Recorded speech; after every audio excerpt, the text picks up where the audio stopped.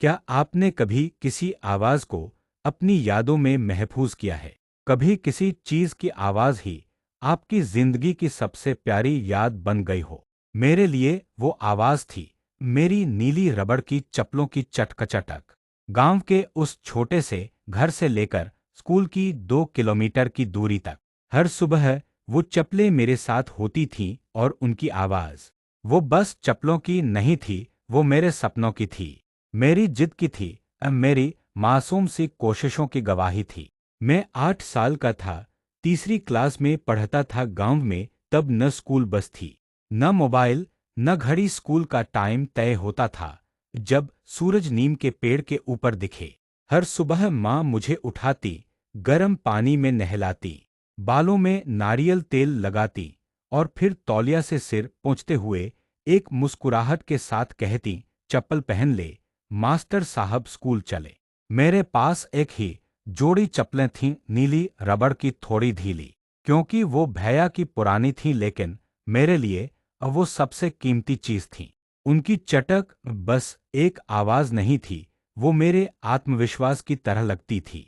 रोज सुबह जब मैं घर से निकलता, तो गली के मोड़ से निकलते ही पहली आवाज आती, चटक। और फिर धीरे धीरे वो आवाज पूरे रास्ते गूंजने लगती। गांव के बुजुर्ग मुझे देखकर मुस्कुराते, लो फिर चल पड़ा मास्टर जी।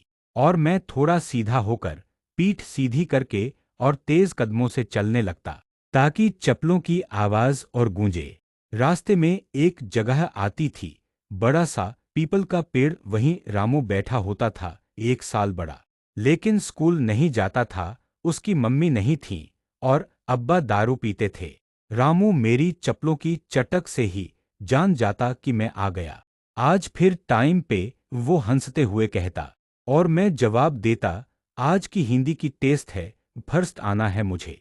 वो हंसता और कहता, तू तो बहुत आगे जाएगा रे। मुझे लगता शायद मैं सच में कुछ बड़ा कर सकता हूँ। स्कूल पहुंचने पर मास्टर जी की छड़ी देखकर डर लगता था, लेकिन फिर भी पढ़ाई अच्छी लगती थी। दोस्तों के साथ बैठकर मिट्टी में खेलना, तख्ती पर अक्षर बनाना और मुंह से एस की आवाज निकालकर स की प्रैक्टिस करना, सब कुछ सुंदर लगता था। लंच में कभी रोटी पर नमक, कभी मुरब्बा, लेकिन वो भी दोस्तों के साथ आधा आधा। समय बीतता गया, क्लास बदली, उम्र बढ़ी, और फिर एक दिन वो चप्पल टूट गई। उस दिन स्कूल नहीं गया, बैठा रहा एक कोने में, जैसे किसी दोस्त ने साथ छोड़ दिया हो। माँ ने समझाया, नहीं आएंगी बेटा, पर पढ़ाई मत छोड़ना। फिर एक दिन पापा ने बिन बताए बाजार से ले आए सफेद जूते। अब तू 5वीं में है, मास्टर बनना है ना, उन्होंने कहा। मैंने मुस्कुराकर चप्पल को हाथ में लिया और चुपचाप अलमारी के नीचे रख दिया। वो चप्पल अब भी वही थी, कभी कभी बारिश में पहन लेता, कभी भैंसों के पीछे दौड़ते वक्त, लेकिन उसका वो चटक कम हो गया था। शायद आवाज ने भी जाना कि उसका वक्त चला गया है।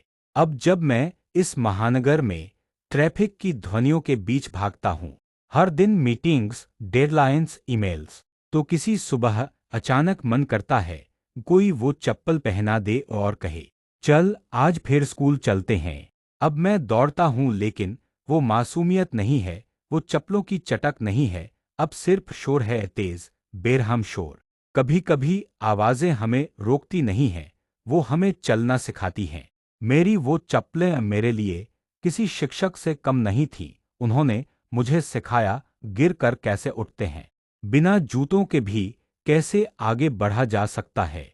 आज जब कोई छोटा बच्चा स्कूल की ओर चप्पलों में भागते दिखता है, तो दिल से एक दुआ निकलती है, भगवान इसके सपनों की चटक कभी ना रुके। यादें चीजों में नहीं होती, वो भावनाओं में होती हैं। अगर आपके पास भी कोई ऐसी छोटी चीज है जो आज भी दिल को सुकून देती है, तो उसे कभी मत छोड़िए, क्योंकि वही छोटी चीज आपको बड़े बनने का हौसला देती है। ये कहानी उन चप्पलों को समर्पित है जिनकी चटक से ज्यादा कोई मोटिवेशनल स्पीच नहीं गूंजती थी।